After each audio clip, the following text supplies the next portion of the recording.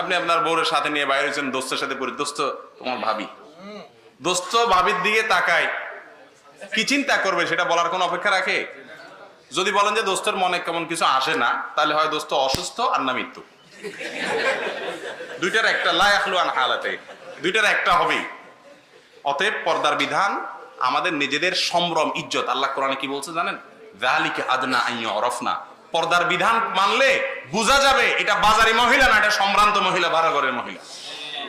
আল্লাহ তাআলা আমাদেরকে পর্দার বিধানকে পুরোপুরি মানার তৌফিক নসিব করুন। মোবাইলে বিবাহ পড়ানো বৈধ কিনা, এটা প্রবাসীদের বেশিরভাগ জানার প্রশ্ন। এই যুগে ভিডিও কলের মাধ্যমে মোবাইলে বিবাহ হতে পারে, তবে সেখানে অনেক রকম ফ্রড হওয়ার, ধোঁকা হওয়ার, প্রতারণা হওয়ার সম্ভাবনা, আশঙ্কা একটু হলেও থেকে যায়। সকিনারের বিয়ে হয়েছে, জরিনারে ঢুকে দিস, হতে পারে কি পারে না? তো এই জন্য নিরাপদ পদ্ধতি হলো, ফোকাহে কেরাম সবাই বলেন এই যুগেও, ভিডিও কলের এই যুগেও নিরাপদ পদ্ধতি হলো তাওকিলের পদ্ধতি। তাওকিলের পদ্ধতি বুঝেন? তাওকিলের পদ্ধতি মানে হলো, মনে করেন ছেলে আছে সৌদি আরব, মেয়ে দেশে ঠিক হয়েছে, তো ছেলে দেশে তার ভাইকে, বাপকে, পরিচিত কোনো পুরুষকে উকিল বানাবে। উকিল মানে কি? প্রতিনিধি। তাকে প্রতিনিধি নিযুক্ত করবে, বলবে তোমাকে আমি দায়িত্ব দিলাম দোস্ত, অমুক মেয়ের সাথে অমুক এই গুণ বৈশিষ্ট্য, এই নাম, আমার পক্ষ থেকে বিবাহ অনুষ্ঠানে দুজন সাক্ষীর সামনে দুই পক্ষের মুরব্বীরা থাকবো, আমি দূরে আসি, আমার পক্ষ থেকে আপনি প্রস্তাবটা পেশ করবেন। তো তিনি বলবেন যে অমুকের ছেলে অমুক অমুক দেশে আছে, আমার দোস্ত, সে আমাকে প্রতিনিধি বানাইছে, তার পক্ষ থেকে আমি প্রস্তাব করছি বা কবুল করছি, বাস এতে বিয়ে হয়ে যাবে। কথা কি বুঝতে পারছি? এখানে সে নিজে নাই, কিন্তু তার প্রতিনিধি সশরীরে আছে, ধোকার সম্ভাবনা একটু কম, নিরাপদ। জর্দা সিগারেটের শরিয়া বিধান কি? পান খাওয়া এটা কোন রকম জায়েজ রাখা যায়, কিন্তু জর্দা জায়েজ রাখার কোন সিস্টেম নাই। জর্দার ভিতরে যে তামাক থাকে, তামাক, এই তামাক ওই কাগজের ভিতরে ফেঁসাই খাইলে আপনি জিব্বা কামড় দেন। সিলেটের হুজুররা না খায়, নোয়াখালী হুজুররা কেমনে খায়, সিলেটের দিকে হুজুররা অনেকে খায়, কোন কোন এলাকা চিটাঙ্গও খায়। আমি এই লম্বা দাঁড়িয়ে আরিয়ান দিয়ে চুরুট টাইনতে আসি। তো আমাদের কাছে সেটা যদি অপরাধ মনে হয়, তামাক কাগজে ফেঁসাই খাইছে, শুধু এটা দোমাটাট নিছে, এটাতে যদি এতে গুনাহগার হয়, ডাইরেক্ট তামাক সাবাই খাইলে এটা তো ডাকাতি হবে, ঠিক না বেঠিক? বাংলাদেশে জর্দার ব্যাপারে আমি যতটুকু জানি, নিষেধাজ্ঞা সরকারিভাবে নিষেধাজ্ঞা আসছে, কারণ এগুলো মানুষের স্বাস্থ্যের জন্য ক্ষতিকর, ধ্বংসাত্মক। এই জন্য সরকার উদ্যোগ নিয়েছে, প্রশংসনীয় উদ্যোগ, সরকারকে সাধুবাদ জানানো উচিত যে এই জর্দা নিষেধ করেছে। এরপরও জর্দা খায়, কয় এটা না খাইলে তো বাঁচি না, না খাইলে বলো হওয়াদ লাগে না। আরে না খাই সান সবই চলবো, মানুষ পারে সবকিছু। পুলিশে মাইর দিছে, কই রে এত মারি কেমনে খেয়েছিস, তুই খাইলে তুই খাইলে তুই বুঝতি কেমনে খেয়েছিস, খাইলে ব্যাকে বুঝে। তখন আমনে ছাড়তে পারেন না, কখন না এত স্বাদ, এটা ছাড়া বাঁচি না। দড়ি বাঁধি রাখলে কদিন ঠিকই পারবেন। এই যে মাদক আসক্ত, মাদক ছাড়া বাঁচি না, নিরাময় কেন্দ্র নিয়ে আটকায় তুই দেয়, পরে বেগিনি আর মানুষ পারে না এমন কোনো কিছু। অতএব এগুলো ছাড়তে হবে, হাসির কথা নয়। জর্দা খাবেন না, জর্দা খাওয়া জায়েজ নাই। আল্লাহ কোরআনে বলছেন, লা ওয়ালা তুলকু বিআইদিকুম ইলা তাহলুকা, নিজেকে ধ্বংসের দিকে ঠেলে দিও না। ওয়ালা তাকতুল আনফুসাকুম, নিজেদেরকে শেষ করে দিও না, নিজের ক্ষতি হয়, এরকম কোনো কাজ করা জায়েজ নাই। জর্দা খাওয়া মানে ডাইরেক্ট ক্ষতি খাওয়া, বিষ খাওয়া, এটা জায়েজ নাই, ক্ষতিকর। অসংখ্য মানুষ ক্যান্সার হয়ে মারা যাচ্ছে, বিভিন্ন রকমের সমস্যা আক্রান্ত হচ্ছে, কিন্তু জর্দা খাওয়া ছাড়েন। হুজুরের সাইজ যত বেশি বড়, জর্দার পরিমাণ তত বেশি। এটা কিরম হইল? তবে হ্যাঁ, ওই যে মিষ্টি জর্দা একটা আছে না, একটু গ্রান টানের জন্য, এগুলো খেতে পারেন, মুখে গ্রান হওয়ার জন্য। কিন্তু সাধারণত যে জর্দাগুলো আমরা খাই, এগুলো সব তামাক। তামাক ডাইরেক্ট কিভাবে একটা মুসলমান খাইতে পারে? এটা জায়েজ নাই। মসজিদে মসজিদে সরাসরি কোরআন এবং হাদিস, বিভিন্ন বিষয় ভিত্তিক কোর্সের মাধ্যমে মানুষকে শেখানো উচিত। আমাদের দেশে ইসলাম শেখা মানে হলো কোরআন রিডিং পড়তে শেখা। কোরআন রিডিং পড়তে শেখা এটা ইসলাম শিখার 100 ভাগের 1 ভাগ কাজ, আর 99 কাজ সারা জীবন বাকি থাকে। এই জন্য কোরআন এবং হাদিস শিখতে হবে। আল্লাহ আমাদের সবাইকে তৌফিক নসিব করুন।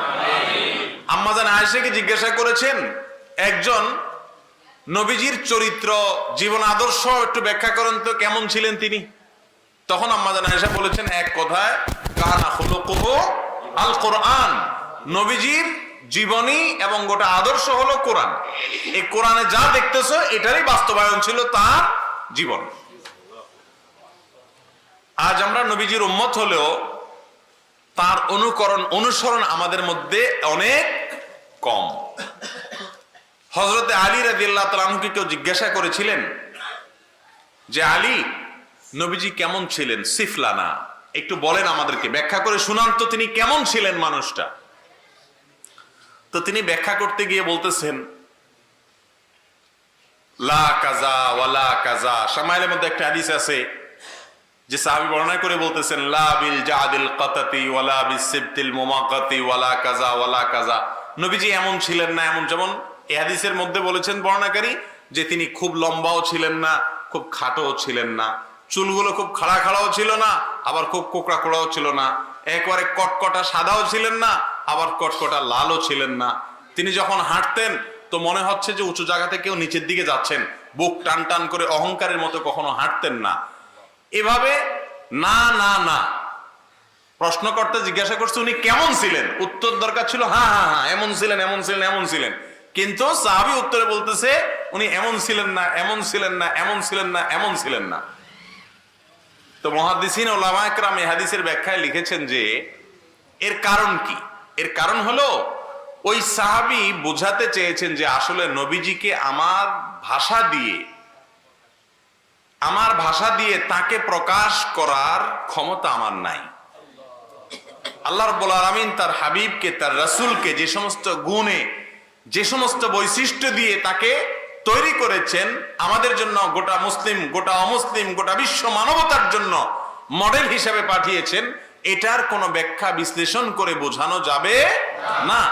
সেজন্য ত্রুটিগুলা তিনি বাইর করছেন একটা একটা করে, বাইর করে বলছেন এই ত্রুটি ছিল না, এই ত্রুটি ছিল না, শুধু না না বলছেন, হ্যাঁ বলার ক্ষমতা তার নাই। তো সেই নবীজি সাল্লাল্লাহু আলাইহি সাল্লামের উম্মত আমরা, সাহাবায়ে কেরাম এক একজনের ঘটনা যদি শুনেন, আবু হুরায়রা রাদিয়াল্লাহু তাআলা আনহু বাসায় গেলে মা মাইর দেয়, মা মুসলমান না, মুসলমান হইছস কেন, মা মাইর দেয়, মা জুলুম করে, কথা শুনে না, নবীজির সামনে আয়েশা কথা বলেন, সব দুঃখ ভুলে যান। সমস্ত সাহাবায়ে কেরামের একই অবস্থা, সোহেব, আম্মার, বেলাল, এক একজন সাহাবীর প্রতি নির্যাতন স্টিম রোলার চলে, কিন্তু নবীজির কাছে আসলে সব তারা ভুলে যান। কি এমন গুণ তার ভিতরে ছিল, কি এমন বৈশিষ্ট্য তার ভিতরে ছিল, সেটাই আমাদেরকে জানতে হবে।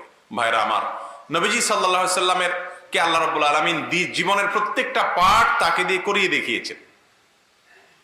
দুনিয়াতে যত বড় বড় মনীষী পাবেন, বেশিরভাগ দেখবেন সব নীতি বাক্য শোনানো মনীষী।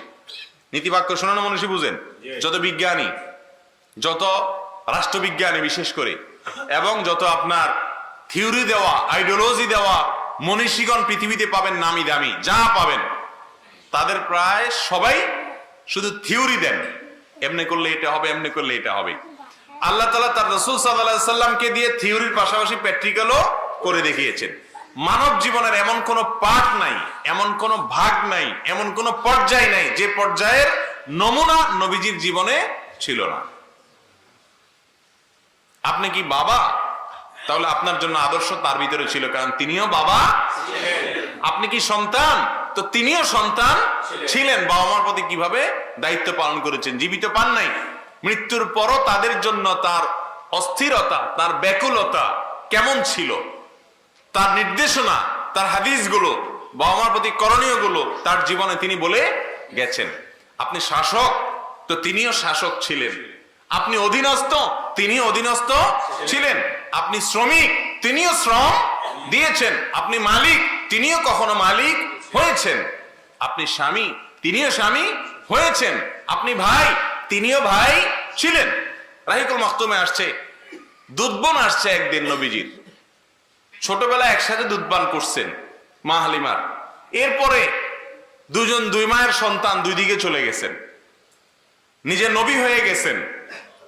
তার মানে 40 বছর পরে মিনিমাম বোনের সাথে দেখা। বোন আসার পর গা থেকে চাদর খুলে দিয়ে, চাদর বিছায় দিয়ে বোনকে বললেন বোন বসেন। বোনকে বসাইলেন নিজের চাদরের উপরে। গায়ে দেওয়া চাদরের উপরে কাউকে বসানো মানে হলো তাকে অনেক বেশি ইজ্জত সম্মান দেওয়া। আরবরা কারোর সামনে যদি ওই যে মাথার উপরে চাক্কা পরে যে রুমালের উপরে ওই চাক্কাটা খুলে যদি ফালায় দেয়, এর মানে আপনার সর্বোচ্চ সম্মান দিয়ে দিল।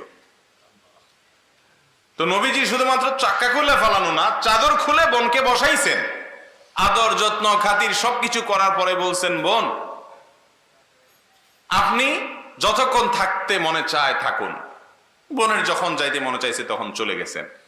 তাহলে আপন বোন নবীজির ছিল না, কিন্তু দুধ বোনের প্রতি কেমন আচরণ করেছেন, করে আপন বোনের প্রতি দায়িত্ব আমাদেরকে শিক্ষা দিয়েছেন না দেন নাই? আমরা কয়জন মানুষ আছি আজকাল বোনদের হক আদায় করি বলেন? বহু নামাজি কালামি, বহু দাড়িওয়ালা, বহু আলেম, মৌলানা, মুফতি, ইমাম, খতিব, বক্তা, শেখ, মোল্লা, মৌলবী